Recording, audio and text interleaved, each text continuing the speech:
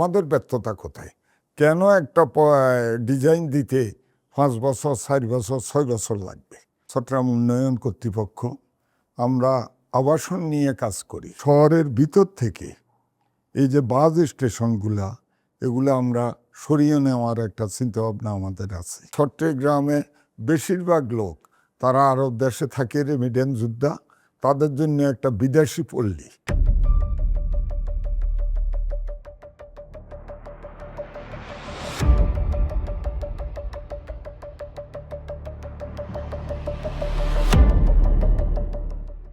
আমন্ত্রণ জানাচ্ছি এটিএন বাংলা বিশেষ সাপ্তাহিক আয়োজন চট্টগ্রাম এক্সপ্রেসের সঙ্গে আছে আমি শামুন হোসাইন। সুপ্রিয় দর্শক, আমাদের এই বিশেষ আয়োজন আমন্ত্রিত অতিথি হয়ে উপস্থিত থাকেন চট্টগ্রামের সমাজ এবং রাষ্ট্রের সাথে সম্পৃক্ত বিশিষ্ট ব্যক্তি, যার মাধ্যমে আমরা জানতে চাই চট্টগ্রামের সমাজ এবং রাষ্ট্র অতীত, বর্তমান, আগামীর গতিপথ নানান দিক জানতে চাই। চট্টগ্রামকে নিয়ে কি ভাবনা, তার ব্যক্তি জীবনে অপ্রকাশিত বিভিন্ন ঘটনা ও সফলতা ব্যর্থতার কথা। সুপ্রিয় দর্শক, আপনারা সকলেই জানেন এই চট্টগ্রাম এক্সপ্রেসের মাধ্যমে আমরা আলোচনা করি চট্টগ্রামের উন্নয়ন, সমস্যা এবং সম্ভাবনা নিয়ে। চট্টগ্রাম বাংলাদেশের অর্থনৈতিক রাজধানী, দেশের সবচেয়ে বিশালতম বন্দর এই চট্টগ্রামে, এবং ব্যবসা বাণিজ্যের অন্যতম কেন্দ্র কিন্তু চট্টগ্রাম। কিন্তু অপর প্রান্তে আপনি দেখবেন এই চট্টগ্রাম দীর্ঘদিন ধরে ভুগছে জলাবদ্ধতা, ভুগছে অনিয়ন্ত্রিত ট্রাফিক ব্যবস্থাপনা, অপরিকল্পিত নগরায়ন। সব কিছু মিলে কিন্তু আমাদের চট্টগ্রাম দীর্ঘদিন ধরে এই দীর্ঘ সমস্যার মধ্য দিয়ে যাচ্ছে। প্রশ্ন উঠছে, নতুন নেতৃত্ব এসছে চট্টগ্রাম উন্নয়ন কর্তৃপক্ষে, উনি কি পারবেন আসলে এই সমস্যাকে সমাধান করতে?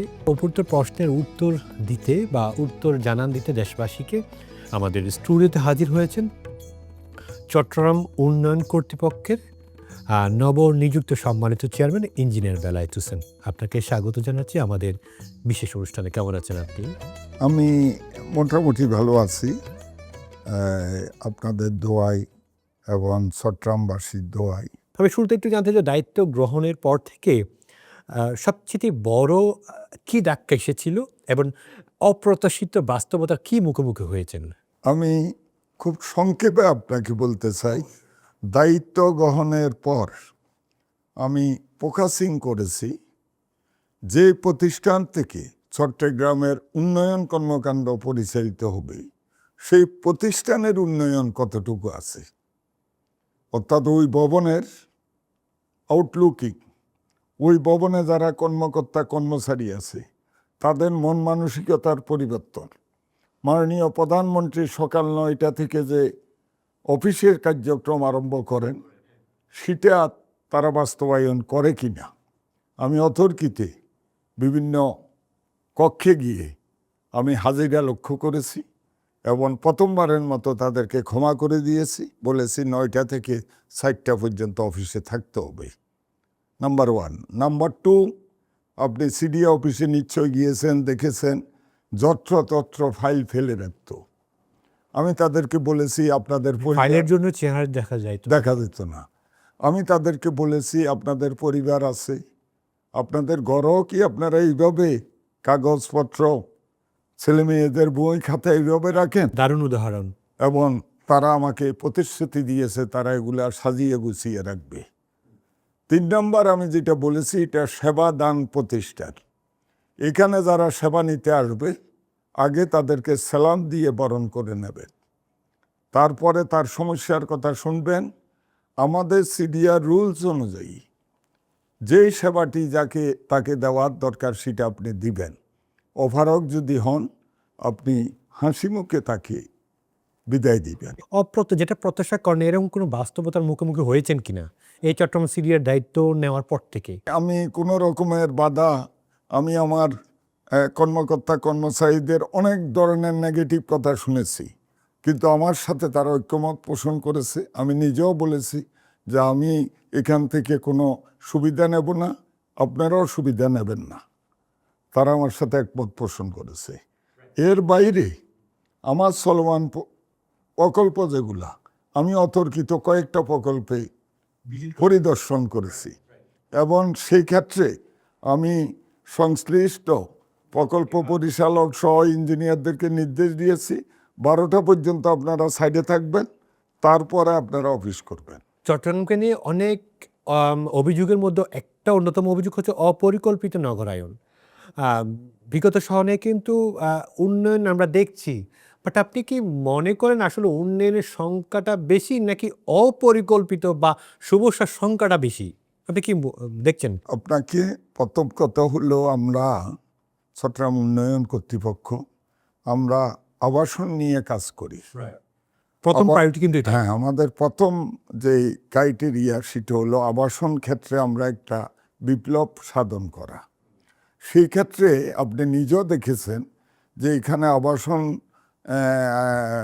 নির্মাণের ক্ষেত্রে বা ড্রয়িং ডিজাইন আমাদের সেবা প্রতিষ্ঠানের সেবামূলক সংস্থার কাছে প্রেরণের ক্ষেত্রে সেখানে অনেক ধরনের অভিযোগ আছে। আজকে আমি তাদের সাথে বৈঠক করেছি এবং তাদেরকে বলেছি যে একটা ডিজাইন নেওয়ার জন্য যদি 4-5 বছর একটা লোক সিডিএ অফিসে লেফট রাইট করে, জোতার তলা ক্ষয় করে, আমি নির্দেশ দিয়েছি যে দ্রুত সময়ে অর্থাৎ সেটা 3 মাসের ভিতরে আমরা আপনি যখন আপনার ডিজাইনটা সাবমিট করবেন সঠিকভাবে সাবমিট করতে হবে। এই ক্ষেত্রে আমরা বলেছি যে আর্কিটেক্ট প্রতিষ্ঠান যেগুলা এখন উন্মুক্ত, অর্থাৎ যেই যেখান থেকে পারে একটা ডিজাইন করে নিয়ে আসে। আমরা কিন্তু কিছু নির্ধারিত আর্কিটেক্ট প্রতিষ্ঠানকে পারমিশন দেব, তাদের থেকে আপনি ডিজাইন নিয়ে আসবেন। ডিজাইনে যদি কোনো ভুল ত্রুটি না থাকে তাহলে কম সময়ের ভিতরে আমরা অনুমোদন দিয়ে দেব। পরিকল্পিত নগর চট্টগ্রামকে কি আসলে বলা যাবে কিনা, প্রথমত এটাই জানতে চাই। আর আরেকটি ব্যাপার, আপনি যে প্রতিষ্ঠানে এখন চাকরি করছেন সেই প্রতিষ্ঠানের বড় ব্যর্থতা কি ছিল?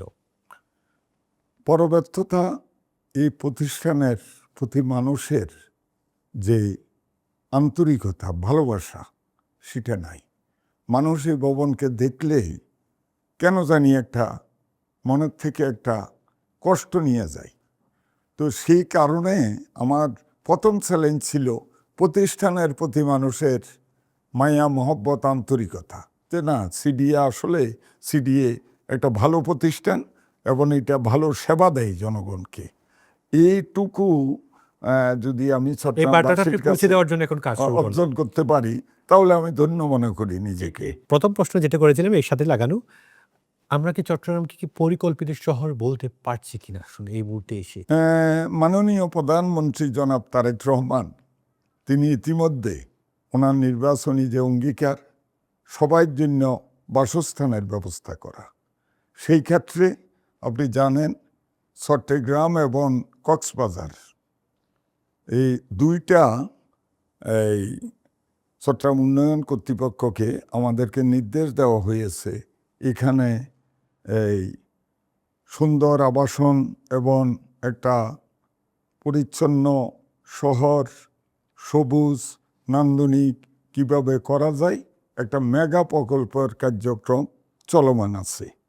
এর সাথে গতকালকে আমাদের একটা বৈঠক হয়েছে আমাদের পূর্ত মন্ত্রণালয় এবং পরিকল্পনা মন্ত্রণালয়ের যৌথ উদ্যোগে। সেখানে আমাদেরকে নির্দেশ দেওয়া হয়েছে স্পেশালি চট্টগ্রাম এবং কক্সবাজারকে যে এখানে একটা বিশেষজ্ঞের টিম পাঠানো হবে। আমাদের যে এই মেগা প্রজেক্ট অর্থাৎ চট্টগ্রামকে নান্দনিক করার জন্য সেটার সাথে বিশেষজ্ঞরা এইটা স্টাডি করবে, দেখবে সংযোজন বিয়োজন কিভাবে করা যায়। এরপরে এখানে বিদেশিদেরকে এনে এই আধুনিক নগরায়নের জন্য আরও কিছু ইনক্লুড করতে হয় কিনা সেটা মাননীয় মন্ত্রী আমাকে নির্দেশ দিয়েছে। বিগত সনেও দেখেছি বা বর্তমানে যে প্রজেক্টটা চালু আছে মানে উন্নয়নের জন্য বা জলাবদ্ধতা প্রকল্প নিরসনের জন্য হাজার কোটি টাকা খরচ করার পরও এখন একটু বৃষ্টি হলেই শহরটা একটু ডুবে যায় বিভিন্ন অঞ্চলে, বিভিন্ন নির্মাঞ্চলগুলো।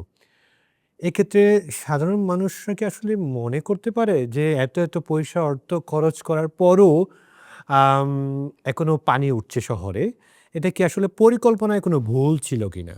চট্টগ্রামে প্রায় 100-র কাছাকাছি খাল আছে। সেখানে আপনি জানেন বিগত আওয়ামী লীগ সরকারের আমলে সিডিএকে 36টি খাল সংস্কারের জন্য দেওয়া হয় এবং সেটা সেনাবাহিনীর এই ইঞ্জিনিয়ারিং ব্রিগেড তারা এই খালগুলা সংস্কার করার দায়িত্ব নিয়েছে। বাকি খালগুলা কিন্তু সিটি কর্পোরেশনের আওতাভুক্ত ছিল। তো আমাদের সিডিআর যে 36টা খাল, সিডিআর 36টা খালের মধ্যে 30টা খাল 100% সংস্কার হয়েছে, 5টা খাল 98% সংস্কার হয়েছে। একটা খাল শুধু, যেটা হিজা খাল, যেখানে পানি উঠার কারণে একটা জলাবদ্ধতার সৃষ্টি হয়েছিল, সেটা আপনার প্রবর্তকের মোড় থেকে এই অঞ্চলে কাতালগঞ্জ চকবাজার ধরে এই এরিয়াতে।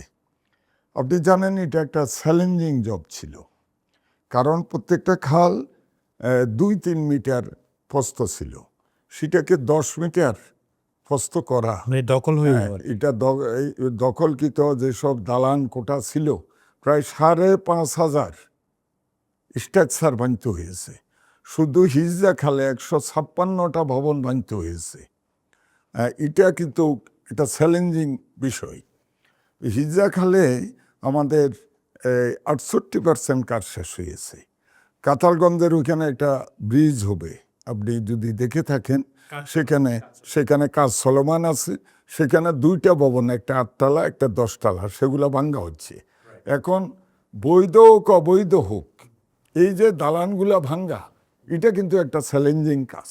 তা আমরা 36টা খাল অর্থাৎ হিজা সহ আমরা এটা বুঝিয়ে দেব, কিন্তু এর বাহিরে সিটি কর্পোরেশন আরম্ভ করেছে বাকি খালগুলা সংস্কার করা। সকল খালগুলা যদি সংস্কার হয় তাহলে কিন্তু চট্টগ্রামে জলাবদ্ধতা থাকবে না। সাকতাই খাল ছিল একটা অভিশপ্ত জায়গা, আগ্রাবাদ ছিল আর এক অভিশাপ, কিন্তু এগুলাতে পানি এখন আর পানি উঠছে হ্যাঁ, না। মহেশ খাল, এগুলাতে পানি উঠে না। তাহলে আপনার যদি সকল খালগুলা সংস্কার হয়, তাহলে পার্টিকুলার এই 36 খাল সংস্কার করে কোনো লাভ হবে না। এগুলার উপর যে লোড হবে, সেই লোড এই খালগুলা নিতে পারবে না। আমি একটু জানতে চাই, এখন বর্তমানে এই প্রকল্প, এই মেগা প্রকল্প কি অবস্থায় আছে? আমি যতটুকু দায়িত্ব নেওয়ার পর আমি প্রত্যেকটা এরিয়া ঘুরেছি। আমি যে কথা আপনাকে চ্যালেঞ্জিং বললাম, যেমন একটা 8তলা বিল্ডিং, সেটার ভ্যালু যদি, প্র্যাকটিক্যাল ভ্যালু যদি 4 কোটি টাকা থাকে, ওরা এটাকে এই অ্যারেঞ্জমেন্ট করিয়া এলে সেকশনের সাথে এটাকে 8 কোটি টাকা করে ফেলে। 3 গুণ 3 আটা 24 কোটি। অর্থাৎ খাল কাটার জন্য যত না টাকা খরচ হয়, অধিগ্রহণের জন্য পুরা টাকাটা খরচ হচ্ছে। এখানে একটা প্রবলেম। এবং আমরা জাতি হিসেবে এমন চতুর যে অ্যালাইনমেন্টের জায়গা যদি নির্ধারণ হয়ে যায়, সেখানে আমরা তড়িঘড়ি করে একটা অবকাঠামো করে ফেলি জায়গার দামকে বৃদ্ধি করার জন্য। এই কারণে প্রত্যেকটা প্রকল্পের যে ভেরিয়েশন হচ্ছে, যেই মানে পাককলিত ব্যয় নিয়ে আরম্ভ করা হয়, শেষ পর্যন্ত এটা 2-3 গুণ হয়ে যায়।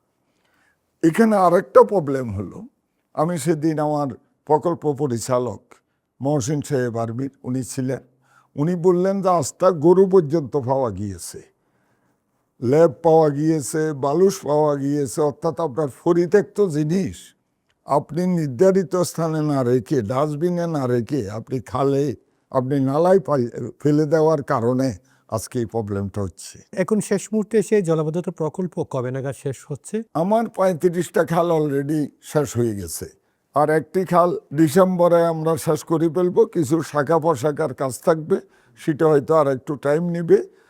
বাকি কিন্তু সিটি কর্পোরেশনের খালগুলা ওনারা আরম্ভ করেছে। যদি সব খালগুলা সংস্কার করতে পারি, তাহলে কিন্তু, এবং মানুষ যদি সচেতন হয়, খালগুলাতে যদি আপনি এই জাতীয় বর্জ্য টর্জ্য না ফেলেন, খালগুলা যদি সুন্দর ফানি প্রবাহ পরিচালিত হয়, তাহলে কিন্তু নগরবাসী উপকৃত হবে। সেক্ষেত্রে আমরা ধরে নিতে পারি এই বছর না, সামনের বছরে গিয়ে বা প্রথমার্ধে এই প্রকল্পটির কাজ সম্পূর্ণভাবে শেষ হবে, এই ধরনের আমরা চিন্তা ভাবনা করতে পারি কিনা? আমি আমাদের একটা প্রবণতা আছে, সেটা হলো যখন কোনো খারাপ কিছু হয়, তখন আমরা বলি যে ওই সংস্থার দোষ, এই সংস্থার দোষ। আমি কোনো সংস্থার দোষ দেব না। আমি বলবো যে এই যে পানি উঠেছে, সেটা আমাদের সকলের একটা ব্যর্থতার কারণে উঠেছে বা সার্বিক পরিস্থিতির কারণে উঠেছে। যেহেতু মাননীয় মেয়র মহোদয়, আমি এবং ওয়াসার যিনি ম্যানেজিং ডাইরেক্টর হয়েছেন ইঞ্জিনিয়ার জানা আলম সেলিম, কর্ণফুলী গ্যাস, বিদ্যুৎ উন্নয়ন বোর্ড, চট্টগ্রাম বন্দর, আমরা এই 6 সংস্থা সেবাদান প্রতিষ্ঠান, আমাদের মধ্যে একটা সমন্বয় সৃষ্টি হয়েছে। এই কারণে আমি বলবো যে যদি সিটি কর্পোরেশন বাকি খালগুলো শেষ করে, তারা একটা প্রকল্প হাতে নিয়েছে, তাহলে আমার মনে হয় আগামী বর্ষা মৌসুমে প্রবলেম আমরা থাকবে না বলে আমি মনে করি। আসলে এই চট্টগ্রামে আমরা বহুতল ভবন অনেক গড়ে উঠেছে, অনেক বহুতল ভবন আমরা দেখতে পাচ্ছি, যেগুলোতে পরিকল্পনার বিন্দু পরিমাণও মানা হয়নি, এরকম আমরা ভবন দেখতে পাই। আপনি পারমিশন না দিলে পরে এত বড় বড় অনিয়ম আমরা দেখতে পাইতাম না। সেক্ষেত্রে সিডিএর কোনো ব্যর্থতা এক্ষেত্রে আপনি ধরতে পারছেন কি? ডেফিনেটলি ব্যর্থতা আছে। অথরাইজ অফিসার এবং যারা পরিদর্শক, তাদের সাথে আজকে আমার বৈঠক হয়েছে। তারা বলেছে যে এই যে প্রথম আমি যেটা বললাম যে আপনি একটা ডিজাইন, আপনার 3 কাঠা জায়গা হোক, 5 কাঠা জায়গা হোক, আপনি একটা ডিজাইন সাবমিট করেছেন। সাবমিট করার পর কালক্ষেপণ হচ্ছে, রাস্তায় এতটুকু ছাড়তে হবে বা কলাম এইভাবে হবে, বিম এইভাবে হবে। তারা বিভিন্নভাবে সেখানে ক্লায়েন্টের সাথে প্রতিষ্ঠানের একটা দর কষাকষির কথা আমরা শুনেছি। আজকে আমি তাদেরকে জিজ্ঞাসা করলাম যে আমাদের ব্যর্থতা কোথায়, কেন একটা ডিজাইন দিতে 5 বছর, 4 বছর, 6 বছর লাগবে, কেন আপনাদের নামে বদনামির কথাটা আসে? এটার প্রতি উত্তরে তারা বলেছে যে ভূমি নিয়ে একটা প্রবলেম হতে পারে, অর্থাৎ দাগে এবং নিউট্রিশনে সব কিছু মিলাইয়া, ওয়ারিস মিলাইয়া সেখানে একটা জটিলতা হয়।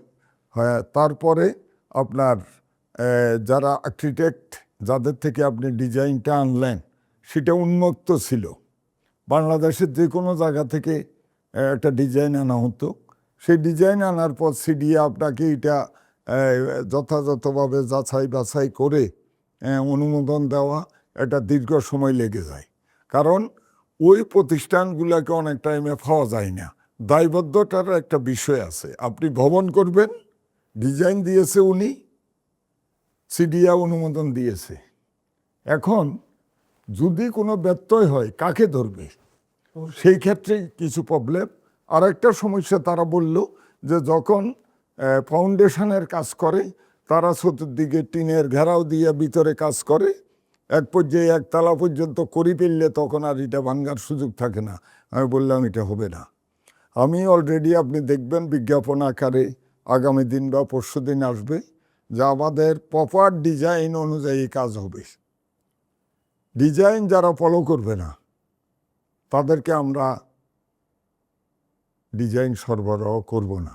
আন্তর্জাতিক মানের উচ্চ শিক্ষা প্রদানের লক্ষ্যে চট্টগ্রাম সিটি কর্পোরেশনের উদ্যোগে 2002 সালে প্রতিষ্ঠিত হয় প্রিমিয়ার ইউনিভার্সিটি। রয়েছে ইউজিসি অনুমোদিত স্থায়ী ক্যাম্পাস। চট্টগ্রামের বেসরকারি বিশ্ববিদ্যালয়গুলোর মধ্যে প্রথম স্থায়ী সনদপ্রাপ্ত হয় প্রিমিয়ার ইউনিভার্সিটি। এখানে রয়েছে ইউজিসি অনুমোদিত 13টি বিভাগের স্নাতক ও 9টি বিভাগের স্নাতকোত্তর প্রোগ্রাম।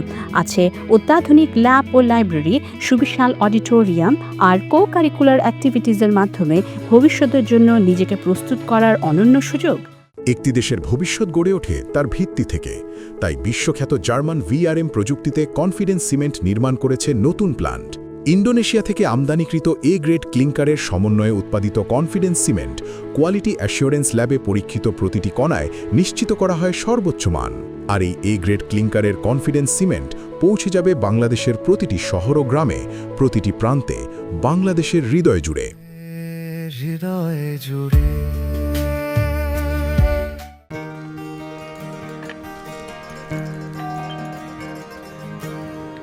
বাবা, বাবা, হালিম আনো নাই? হালিম আছে, আছে? ঘরেই বানাচ্ছি।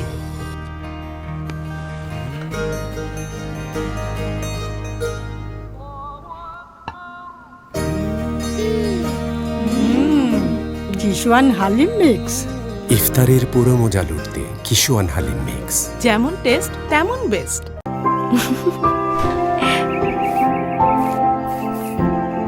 আমার কাজ শেষ, বড্ড খিদে লেগেছে। কেবিনেটে কিশুয়ান লাচ্ছা সেমাই রাখা আছে, একটু রান্না করো না। তোমার সেই সহজ বলো। কিশোর লাচ্ছা সেমাই রেডি। মিষ্টি মিষ্টি দুষ্টুমি সারা বেলা আমি তুমি কাছে জানি তবুও আরো কাছে টানি। কিশোর লাচ্ছা সেমাই, ঝটপট পুষ্টি। Spell magic. MAGIC magic.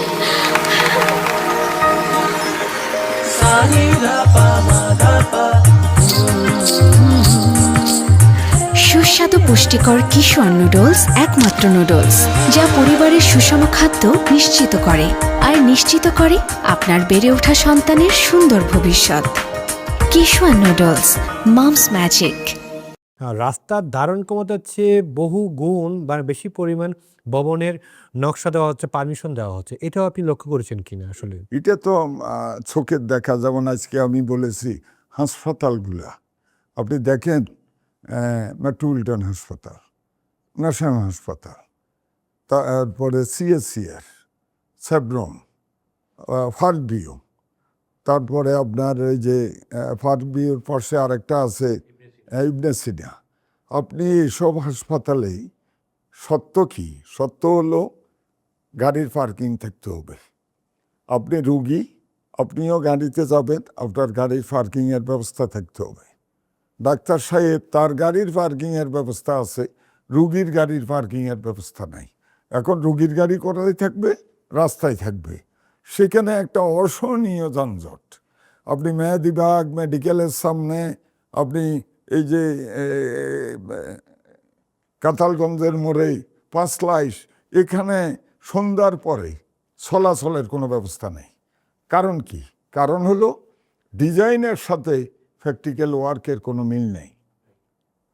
তো আমি আজকে তাদেরকে নির্দেশ দিয়েছি কোনো অবস্থায় ডিজাইনের বাইরে যাওয়া যাবে না, যাতে করে এখন থেকে যে ডিজাইনগুলো আমরা সরবরাহ করব পরিকল্পিতভাবে করব। আমি আজকে এও বলেছি, এই এখন পর্যন্ত যতগুলা ডিজাইনের আবেদন ছিল, যেগুলা আপনাদের কাছে জমা আছে, আমাকে তালিকা দিবেন কত তারিখে আপনারা ডিজাইন রিসিভ করেছেন, কি কারণে এগুলো আপনাদের কাছে আটক আছে। আর আমি ওই যে আর্কিটেক্টদের যে ফার্ম, সেটা নির্ধারণ করে দেব যে 8 জন বা 10 জন, তাদের থেকে আপনারা ডিজাইন করতে হবে, সর্বোচ্চ তারা এত টাকা নিতে পারবে। তাহলে হবে কি, একটা দায়বদ্ধতা থাকবে। ওই প্রতিষ্ঠানগুলো যদি ভুল কোনো ডিজাইন দেয়, তাদেরকে আমরা ধরতে পারবো। আর আমার অফিসের কেউ যদি কোনো অর্থের বিনিময়ে, আপনার মাধ্যমে আমি নগরবাসীকে বলতে চাই, কেউ যদি অর্থের কারণে, অর্থের জন্য আপনাদেরকে ঘোরাঘুরি করে, আপনাদের জোতার তলা ক্ষয় হয়, আমার কাছে অভিযোগ দিবেন, আমি আইনগত ব্যবস্থা গ্রহণ করব। আপনি যানজটের কথা বললেন, আমি যানজট নিয়ে কিছু কথা বলতে। একদিকে ফ্লাইওভার, আর অন্যদিকে কিন্তু যানজট। আসলে কি আপনার কি মনে হয় যে নগরের উন্নয়ন এবং ট্রাফিক ব্যবস্থাপনা একসাথে এগুয়নি, এরকম কিছু মনে হয়? কিন্তু আপনার ঢাকা শহরও যানজট আছে, কিন্তু আধুনিক ট্রাফিক ব্যবস্থার কারণে যানজট কিন্তু অনেক কমে গেছে। আমি চট্টগ্রামে কিন্তু এই যে যদি আমরা ক্যামেরা স্থাপন করতে পারতাম, আমরা যদি এই আপনার গাড়িগুলা চলাচলের একটা বাধ্যবাধকতা, অর্থাৎ যখন রেড সিগন্যাল চলবে গাড়িগুলো থামবে, সেই জাতীয় ব্যবস্থাপনা হলে যানজট কিছুটা কমতো। আপনি হয়তো লক্ষ্য করেছেন অনেক ক্ষেত্রে আমরা তো রাস্তা করে দিয়েছি, 2 পাশে ফুটপাথ আছে, ড্রেন আছে, ড্রেনগুলা কিন্তু সবগুলা এই পলিথিনের বর্জ্যের কারণে ব্লক হয়ে গেছে। চট্টগ্রাম উন্নয়ন কর্তৃপক্ষ কি যানজটের ব্যাপারে আলাদা চিন্তা করবে কিনা চট্টগ্রাম সিটি কর্পোরেশনের পাশাপাশি, এটা জানতে চাই। পাশাপাশি গণপরিবহন কেন্দ্রিক কোনো নগর পরিকল্পনা আপনারা করতে চান কিনা? পরিকল্পনা, কারণ পরিকল্পনাই হচ্ছে আপনার একটা অংশ। আমি মনে করি খুব কম সময়ে সিটি কর্পোরেশনের সাথে আমাদের বৈঠক হবে, এবং আমরা শহরের ভিতর থেকে এই যে বাস স্টেশনগুলা, এগুলো আমরা সরিয়ে নেওয়ার একটা চিন্তাভাবনা আমাদের আছে। তাহলে অনেকাংশে যানজট কিছুটা কমে যাবে। পাশাপাশি আপনি দেখেছেন আমরা এলিভেটেড এক্সপ্রেস যেটা আমরা ইয়ের থেকে ইস্পাহানির মধ্যে থেকে আমাদের এই এয়ারপোর্ট পর্যন্ত যেটা করেছি মাত্র 15 মিনিটে আমরা এই জায়গাটা পৌঁছে যাই। সেখানে বিগত সরকার যারা এটা আরম্ভ করেছে তারা তাদের কিছু স্বার্থে তারা র্যাম করে নাই, অর্থাৎ এই এক জায়গা থেকে যদি আপনি শুধু এত বড় একটা মেগা প্রজেক্ট শুধুমাত্র এই ইস্পাহানির মধ্যে থেকে গাড়িগুলো উঠবে আর এয়ারপোর্ট গিয়ে নামবে, তাহলে অল্প সংখ্যক লোক বেনিফিটেড হবে। ভুল ছিল কিনা? এটা চিন্তা চেতনার বিষয়, অপরিকল্পিত। এখন আমরা কিন্তু 15টা র্যামের জন্য বলেছিলাম, সেখানে 9টা র্যাম আমরা ইতিমধ্যে আমাদের 7টা শেষ হওয়ার পথে। আগ্রাবাদে আমরা একটা র্যাম স্থাপন করব, সেটা ওই যে আপনার যমুনা জীবন বীমা এবং রেডিও বাংলাদেশ এই অফিসের সামনে। তাহলে আগ্রাবাদ একটা বিশাল জনগোষ্ঠীর এলাকা, সেখানে প্রচুর গাড়ি উঠানামা করবে। তা আমরা সেখানে হ্যাঁ সেখানে জায়গা নিয়ে একটু সমস্যা ছিল। আমি নিজে সশরীরে গিয়ে আমি বলেছি যে আপনারা কাজ আরম্ভ করুন, যদি কোনো সমস্যা হয় প্রয়োজনে আমার বিরুদ্ধে মামলা দিন। জনস্বার্থে মাননীয় প্রধানমন্ত্রী চট্টগ্রামের উন্নয়নের জন্য আমাকে এই দায়িত্ব দিয়েছে। আমি অনুরোধ করব আপনাদের ক্ষতিপূরণের টাকা আমরা দিয়ে দেব। সিডিএ কিন্তু ডাইরেক্ট যে টাকা দেয় সেটা 1.5 গুণ, আর এলো সেকশন থেকে 3 গুণ। এলো সেকশনের মাধ্যমে আমরা এখন আর টাকা দিচ্ছি না, আমরা সরাসরি কিনতেছি। কারণ এলো সেকশনের কাছে গেলে দীর্ঘসূত্রিতা এবং তারা 3 গুণ টাকা পরিমাণও বেশি, যার কারণে এত টাকা দিয়ে একটা প্রজেক্ট যখন কন্টিনিউ করি এটার ফাঁকলিত ব্যয় অনেক বেড়ে যায়। তো যদি আমরা 9টা র্যামে আমরা আশা করি নভেম্বরের ভিতরে শেষ হবে, ডিসেম্বরে আমরা মাননীয় প্রধানমন্ত্রীকে দিয়ে আমরা এটা উদ্বোধন করব, তাহলে আপনার নিচের চেয়ে উপরে এই অনেক বেশি গাড়ি আপনি চলাচল করতে দেখবেন। আমি একটু জানতে চাই যে ইঞ্জিনিয়ার বেলায়েত হোসেন নতুন কোনো প্রজেক্ট হাতে নিয়েছে কিনা, নিবে কিনা, চট্টগ্রামের জন্য নতুন কোনো প্রজেক্ট নিয়ে হাজির হবেন কিনা আপনি? আমাদের 3টে প্রকল্প গতকালকে যে মিটিং হয়েছে সবুজ পাতায় সেগুলা লিপিবদ্ধ হয়েছে, অর্থাৎ এগুলা 3টি প্রকল্প একটু বলবেন। এডিপি প্রকল্প অন্তর্ভুক্ত হয়েছে। একটা আমরা সলিমপুর হইয়া একটা কানেক্টিং রোড আমরা করব, আর একটা আমরা ওই যে সলিমপুর হয়ে কোথায় পর্যন্ত? সলিমপুর হয়ে সেটা একদম সাগরিকা ওইদিকে লিং রোড হইয়া সাগরিকার দিকে যাবে। তারপরে আপনি এই যে আমাদের মেহেদিবাগ এটাকে আমরা সম্প্রসারণ করব। এটা একটু কনজাস্টেড সড়ক, এটাকে জাম লেগে থাকে 60 ফুট করে আমরা বর্ধিত করব। কতটুকু পর্যন্ত? ওইটা আমাদের মনে হয় 3 কিলোমিটার, এটা 3 কিলোমিটার। আর একটা রাস্তা আমাদের সেটা সাগরিকার এদিকে হবে, সেখানে আমরা বাস টার্মিনাল করার সহ এই প্রকল্পটা অন্তর্ভুক্ত করা হয়েছে। অর্থাৎ আমরা এই 3টা আমাদের প্রকল্প, আমরা মোট 5টা প্রকল্প সাবমিট করেছিলাম। 3টে আমাদের ভবিষ্যতে কোনো মেট্রো রেল। আমি প্রথমেই আপনাকে বলেছি আমাদের মূল প্রকাশটা হলো আবাসন। মাননীয় প্রধানমন্ত্রীর যে কমিটমেন্ট, বেশি সংখ্যক লক্ষ্যে আমরা এবার ফ্ল্যাট দেওয়ার চিন্তা করতেছি। সেই ক্ষেত্রে আমরা আমাদের যেখানে জায়গা আছে সেখানে আমরা ফ্ল্যাট করব না, আমরা বড় বড় ভবন করে আমরা 3 ভাগে বিভক্ত করব। নিম্ন শ্রেণী, মধ্য শ্রেণী আর উচ্চ শ্রেণী, 3 প্রকারের আমরা ফ্ল্যাট করব।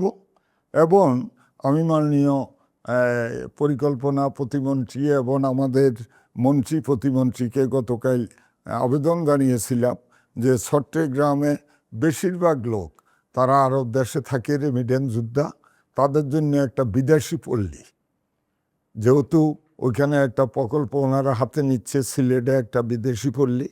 তো আমার আহ্বানে প্রবাসীরাই থাকবে, প্রবাসী পল্লী, প্রবাসীদের জন্য একটা আলাদা অ্যারেঞ্জমেন্ট চট্টগ্রামে। তাহলে এখানে 2 জন প্রবাসী আছে, আপনি দেখেছেন, আমার জন্য অপেক্ষায় আছে, তারা ফটিকছড়ি বাড়ি। তো এই প্রবাসীরা তারা রেমিডেন্স দিচ্ছে, এবং সেটা আমরা কাদেরকে দেব? যারা প্রবাস থেকে রেমিডেন্স দিয়ে আমাদেরকে অর্থায়ন করবে, দেশের টাকা নয়, প্রবাস থেকে রেমিটেন্সের মাধ্যমে যারা টাকা দিবে তাদেরকে আমরা এই প্রবাসী ভবন করে দেব, এবং প্রবাসীরা এটা ডিমান্ড করেছে আমার কাছে। যেহেতু অনাবাসিক 1-2 প্রকল্পটা ওভাবে বাস্তবায়ন করা হয়নি, ও ফিজিবিলিটি স্টাডি না করে কিন্তু এই দুটো আবাসিক ব্যবস্থাপনার মধ্যে নিয়ে এসেছিল। নতুন করে কি এরকম আবাসিক স্থাপনা বা না, ব্যবস্থাপনা নিয়ে আমাদের মাননীয় প্রধানমন্ত্রীর ভীষণ আমি আপনাকে বলেছি বেশি সংখ্যক লোককে অ্যাকোমোডেট করা। তো সেটার কারণে সেখানে আমরা যদি ভবন করি, আমরা প্লট বিক্রি করি, বা সেইভাবে যদি আমরা অ্যারেঞ্জমেন্ট করি, তাহলে ম্যাক্সিমাম লোক কাজও করতে পারবে, কর্মসংস্থান হবে, অন্যদিকে বেশি সংখ্যক লোককে আমরা প্লট দিতে পারবো। কারণ প্লট দিতে গেলে আমাদের ওই পরিমাণ জায়গা নাই। আপনি যে কথাটা বলেন সেটা তো অনেক অর্থেরও প্রয়োজন বটে। অর্থের বিষয়টা পরিষ্কার। আমরা যৌথ এই মালিকানাই করব, অর্থাৎ যাদেরকে আমরা প্লট দেব তাদের সাথে আমাদের কন্ট্রাক্ট হবে। আরেকটা কথা আপনাকে বলতে হয়, বর্তমানে আমাদের এই চট্টগ্রাম শহরে ভালো ভালো ডেভেলপার কোম্পানি যেমনি আছে, হাই কোম্পানির ডেভেলপারও আছে। অন্যদিকে এখন আরেকটা সিস্টেম আরম্ভ হয়েছে, সমিতির মাধ্যমে বিল্ডিং করে কর ফাঁকি দিয়ে, অর্থাৎ রেজিস্ট্রেশন ফি না দিয়ে সেই জাতীয় বিল্ডিং করারও একটা প্রবণতা আছে। তাহলে আপনি 3 ধরনের প্রক্রিয়া চলতে পারে না, এটাকে এক ছাতার নিচে আনতে হবে। পাহাড় কাটা নিয়ে চট্টগ্রাম উন্নয়ন কর্তৃপক্ষ এখন কি চিন্তা ভাবনা করছে? এক কথায় আপনাকে বলবো, নান্দনিক পাহাড় কাটা যাবে না। আপনাদের কাছে তথ্য থাকলে যে ওই এরিয়াতে পাহাড় কাটা হচ্ছে, তাৎক্ষণিক আমরা সেখানে সাঁড়াশি অভিযান চালাবো। পাহাড় কেটে এই নান্দনিক শহরকে ধ্বংস যতটুকু হওয়ার হয়ে গেছে আর ধ্বংস করা যাবে না। আমরা তো দেখতাম চট্টগ্রাম ওয়াসা এদিকে রাস্তা কাটছে, আবার এদিকে চট্টগ্রাম উন্নয়ন সব বিদ্যুৎ এদিকে আবার কাজ করছে, এদিকে ওয়াসা এদিকে সিটি কর্পোরেশন, সব কিছু এলোমেলো একটা অবস্থা। এখন কি আমরা এই উন্নয়নের ক্ষেত্রে বা নগরায়নের ক্ষেত্রে কি আমরা এরকম সমস্যা দেখতে পাবো কিনা? সেবাদানকারী প্রতিষ্ঠানগুলা বসে আমাদের যে সংস্কার কাজ থাকবে, যেমন এই রাস্তায় আপনার এই বদ্দারহাটে এই রাস্তায় এই সংস্থাগুলোর যে কাজ আছে একসাথে, অর্থাৎ ওয়াবদার কড়াকড়ি তারা করবে, ওয়াসারটা ওয়াসা করবে, গ্যাস তারা যদি তাদের কোনো কাজ থাকে করবে, আমার কাজ আমি করব, ফাইনালি সিটি কর্পোরেশন এটা ফিনিশিং দেবে। প্রত্যেকটা সংস্থা কিন্তু জানবে কিনা এখন এদিকে কাটছে, বাট আপনি জানছেন না, এরকম তো হবে না নিশ্চয়ই। না, এরকম হবে না। আমি তো বললাম আপনাকে যে আমরা একসাথে বসে আমরা পরিকল্পনাটা তৈরি করব, মাননীয় মেয়র সহ আমরা এই কাজটি করব। আগামী 5টি বছর পর চট্টগ্রাম উন্নয়ন কর্তৃপক্ষকে আপনি কেমনতর রূপে দেখতে চান? সর্বশেষ প্রশ্ন। এক কথায় একটা আধুনিক, সবুজ, নান্দনিক চট্টগ্রাম দেখতে চাই। এই চট্টগ্রামে আপনি যদি দেশের বাইরে যেমন আজমানে যদি যান, সেখানে যে আবাসন ক্ষেত্রের যে সৌন্দর্য, যেই তাদের একটা আবাসন এরিয়াতে খেলার মাঠ থাকবে, মসজিদ থাকবে, স্কুল থাকবে। লাহোরে যেটা আবাসন ক্ষেত্রে এখন অনেক ইমপ্রুভ হয়েছে। আপনি শ্রীলঙ্কাতে রাস্তাঘাট নিট অ্যান্ড ক্লিন, একদম পরিচ্ছন্ন। আমি অভাবে থাকতে পারি, না খেয়ে থাকবো, কিন্তু আমার জামাটা একটু ভালো গাইয়ে দিতে হবে। পুরাতন জামা হোক, একটু লন্ডিতে ইস্ত্রি করে আমি গাইয়ে দেব। এই ক্ষেত্রে ভূমিকা হলো আপনাদের, আমাদের বিভিন্ন শ্রেণী পেশার সর্বস্তরের চট্টগ্রামের যে 80-90 লক্ষ মানুষ, সকলকে দেশপ্রেমে এগিয়ে আসতে হবে। ব্যবহৃত বর্জ্য নির্দিষ্ট স্থানে ফেলতে হবে, রাস্তায় কোনো কিছু পালানো যাবে না। এই মানসিকতা যেদিন আমরা তৈরি করতে পারবো, দেখবেন একটা সুন্দর চট্টগ্রাম হয়ে যাবে। আগামী 5 বছর পর আসলে কি পারবেন নিজেকে দুর্নীতিমুক্ত রাখতে? আমি ব্যক্তিগত জীবনে আমি অত্যন্ত সহজ সরল এবং সাদাসিধে একজন মানুষ। আমার কোনো বড় ধরনের কোনো অভিলাষ নাই, প্রচুর টাকার মালিক হতে হবে এমন কোনো স্বপ্ন আমার নাই। মাননীয় প্রধানমন্ত্রী মনে করেছে আমার দ্বারা এই কাজটি করা সম্ভব। তাই আমি বলেছি দুর্নীতির বিরুদ্ধে আমি জিরো টলারেন্স। চট্টগ্রামকে আরও সুন্দরতম জায়গা নিয়ে যাবেন সে প্রত্যাশাও করি। আপনার ব্যস্ততম সময় থেকে এটিএন বাংলাকে সময় দিয়েছেন। এটিএন বাংলার পরিবারের পক্ষ থেকে আপনাকে অসংখ্য ধন্যবাদ। আমি আমার ব্যক্তিগত পক্ষ থেকে, পরিবারের পক্ষ থেকে, চট্টগ্রাম উন্নয়ন কর্তৃপক্ষের পক্ষ থেকে, এটিএন বাংলা আপনি সহ নেপথ্যে যারা কাজ করে সকলকে ধন্যবাদ জানাই এবং অগণিত দর্শক যারা এই অনুষ্ঠানটি দেখছে তাদেরকে আন্তরিকভাবে ধন্যবাদ জানাই। সবাই ভালো থাকবেন, সুস্থ থাকবেন। চট্টগ্রামের প্রতি যে ভালোবাসা আপনাদের, সেই ভালোবাসা আপনারা অব্যাহত রাখবেন। পাশাপাশি চট্টগ্রামকে আপনারা এই আপনাদের ব্যবহৃত বর্জ্য, আমি আবারও বলবো, সেগুলো আপনারা নির্ধারিত স্থানে রাখবেন যাতে করে আমাদের নালা, খাল এগুলা পরিচ্ছন্ন থাকে। চট্টগ্রামবাসীকে ধন্যবাদ, মোবারকবাদ, আল্লাহ হাফেজ। অসংখ্য ধন্যবাদ। সুপ্রিয় দর্শক, আপনারা সকলে জানেন এই চট্টগ্রাম এক্সপ্রেসের মাধ্যমে আমরা আলোচনা করি চট্টগ্রামের উন্নয়ন সমস্যা এবং সম্ভাবনা নিয়ে। তার পাশাপাশি জলাবদ্ধতার সমস্যা, ট্রাফিক বা অব্যবস্থাপনা, খাল দখল হয়ে যাওয়া, তারপর অপরিকল্পিত নগরায়ণ, আসলে এইসব সমস্যাকে সমাধান করার জন্য অনেকগুলো প্রতিষ্ঠান কাজ করে। তার মধ্যে থেকে অন্যতম শীর্ষস্থানের প্রতিষ্ঠান কিন্তু চট্টগ্রাম উন্নয়ন কর্তৃপক্ষ।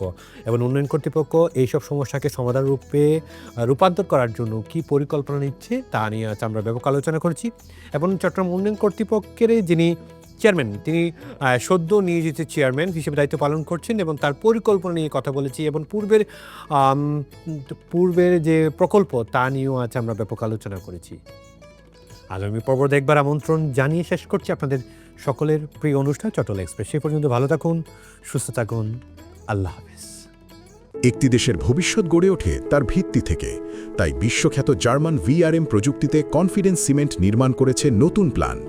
ইন্দোনেশিয়া থেকে আমদানিকৃত এ গ্রেড ক্লিংকারের সমন্বয়ে উৎপাদিত কনফিডেন্স সিমেন্ট কোয়ালিটি অ্যাসিওরেন্স ল্যাবে পরীক্ষিত প্রতিটি কণায় নিশ্চিত করা হয় সর্বোচ্চ মান। আর এই এ গ্রেড ক্লিংকারের কনফিডেন্স সিমেন্ট পৌঁছে যাবে বাংলাদেশের প্রতিটি শহর ও গ্রামে, প্রতিটি প্রান্তে, বাংলাদেশের হৃদয় জুড়ে।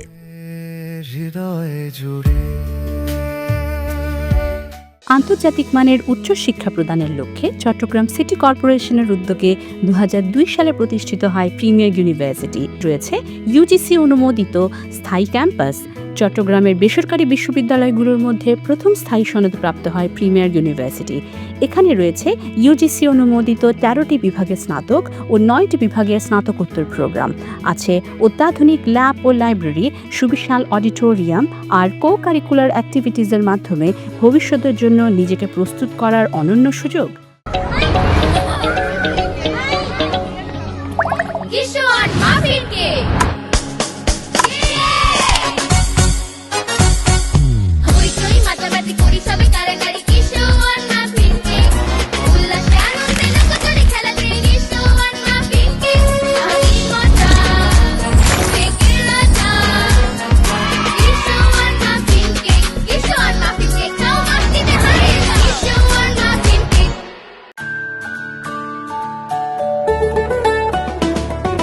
কিশোয়ান পাস্তা, ইয়াম্মি কিশোয়ান পাস্তা, আজ হবে সবার ফেভারিট নাস্তা।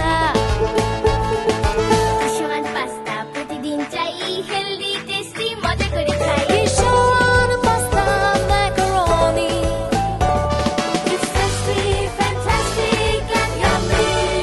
মায়েদের আস্থা কিশোয়ান পাস্তা। একজন প্রতিপক্ষহীন দাবা খেলে দুনিয়া উদ্ধার করছেন। রাজকন্যা ফেসবুকিং করছেন, এদিকে রাজপুত্র উনি সুর সম্রাট হবেন। আর আমি নিয়োজিত সবার খেদমতে, সব দায়িত্ব যেন আমার। মজা। জোস। একা একা দাবা খেলা গেলেও এই স্বাদের নুডলসকে একা খাওয়া যায়? কিশোয়ান চিকেন নুডলসের প্রতিটি স্টিক তৈরি হয় এমনই ভালোবাসা দিয়ে। কিশোয়ান চিকেন নুডলস, স্বাদের নুডলস। বলে 6 রান, কিন্তু না, ব্যাটসম্যান পরাস্ত। কিশোয়ান ফ্রুটেক্স, ফ্রুটে ভরা ফ্রুটেক্স, ম্যাঙ্গো আর অরেঞ্জ, ফ্রেশ মিঠাই শক্তি বাড়ায়, মুডটা করে চেঞ্জ। কিশোয়ান ফ্রুটেক্স। ও কমলার দুটি ভিন্ন ফ্লেভারে ভিটামিন সমৃদ্ধ কিশোয়ান ফুডেক্স। Kishwan Frutex